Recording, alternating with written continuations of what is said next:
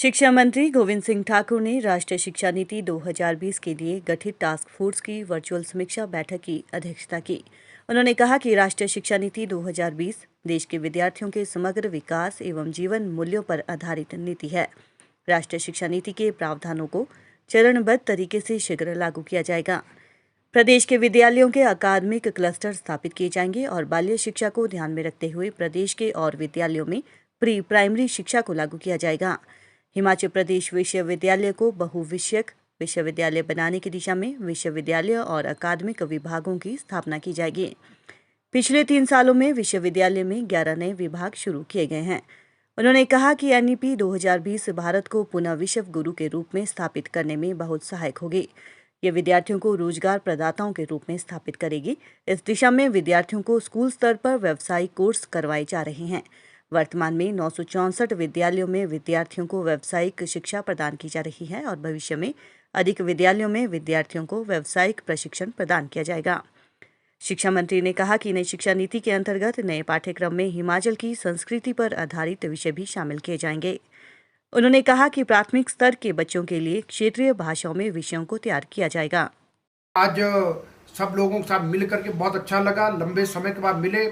लेकिन task force के सब सदस्य ये सोचें कि इस शताब्दी का सबसे बड़ा काम यदि किसी के पास है तो वो हमारे पास है। और अगर कस्तूरी रंगन जी ने देश के लिए इतना बढ़िया राष्ट्रीय शिक्षा नीति ला करके दी है, तो हिमाचल प्रदेश में उस शिक्षा नीति को लागू करने की जिम्मेदारी अगर है तो इस टास्क फोर्स के पास है। इस टास्क फोर्स का हर मेंबर बहुत महत्वपूर्ण है और सभी से बहुत सुंदर, बहुत महत्वपूर्ण सुझाव प्राप्त हुए हैं और इन्हीं के आधार पर हम आगे चलेंगे। ये टास्क फोर्स वाली हमारी टीम बहुत बढ़िया काम कर रही है, हमारी टीम बहुत अच्छा बनी है और हम क्या क्या कर सकते उन बातों को करना। लेकिन एक बात मित्रों ये है कि मुझे लगता है कि इस राष्ट्रीय शिक्षा नीति को पढ़ना समझना ये काम सबने बहुत अच्छे से किया है और शायद देश में हमारी पहली कैबिनेट होगी जिसने इसको सैद्धांतिक मंजूरी प्रदान की थी और टास्क फोर्स बनाने वालों में भी शायद हम सबसे पहले होंगे। लेकिन अभी जो कोरोना के कारण से कुछ बीच में कमी आई, लेकिन मैं इस बात का विश्वास आपको भी दिलाता हूं और मुझे पूरा विश्वास है कि हमारी टास्क फोर्स इतनी ज़बरदस्त है, इतनी अच्छी टीम है कि हम देश में भी इम्प्लीमेंटेशन वाले पार्ट पर भी हम सबसे आगे बढ़कर के काम करें, ये हमको करना है।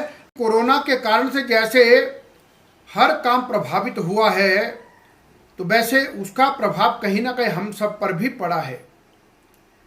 लेकिन आज जब हमने ये कहा कि सभी अपनी प्रेजेंटेशन भी रखेंगे किस किस ग्रुप ने क्या क्या काम किया है, और जब पहली प्रेजेंटेशन से लेकर के सभी ने अपनी बात को रखना प्रारंभ किया तो मुझे लगा और ये जान करके बहुत प्रसन्नता भी हुई कि इस कोविड के समय में भी सभी ने अपने काम को पूरी तरह से करने का प्रयास किया है और बहुत गहराई से शिक्षा नीति के पूरे ड्राफ्ट को पढ़ा है, उसको समझा है और उसको इम्प्लीमेंटेशन करने के लिए हम और क्या क्या कर सकते हैं, इन सारी बातों पर बहुत अच्छा काम किया है।